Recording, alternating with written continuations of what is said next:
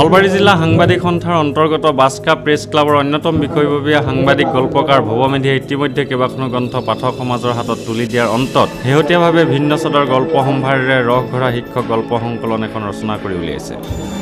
বৃহস্পতিবাৰে গুৱাহাটী প্ৰেছ ক্লাবত ৰসঘৰা গল্প সংকলনখনি উন্মোচন কৰে বিখ্যাত সাংবাদিক সাহিত্যিক অসমীয়া প্ৰতিদিন কাকতৰ মুখ্য সম্পাদক হাইদৰ হুছেইন ডাঙৰীয়াই। শ্ৰী হুছেইন ডাঙৰীয়াই গ্ৰন্থখন উন্মোচন কৰি কয়, সাধাৰণতে গ্ৰন্থখনৰ উন্মোচন মানে অসমীয়া জাতিৰ কাৰণে এটা সুখবৰ বুলি অভিহিত কৰিব পৰা এটা ঘটনা।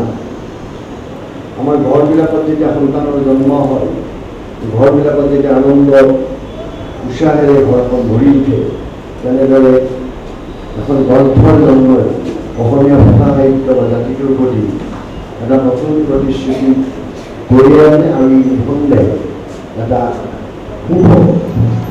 অনুষ্ঠানটিত বিখ্যাত গায়িকা তৰালী শৰ্মাকে ধৰি বহুসংখ্যক গণ্যমান্য ব্যক্তি উপস্থিত থাকে। কেমেৰা পাৰ্চন সুশান্ত দাসৰ সৈতে অমৰদীপ গগৈ, চেণ্টিনেল নিউজ, গুৱাহাটী।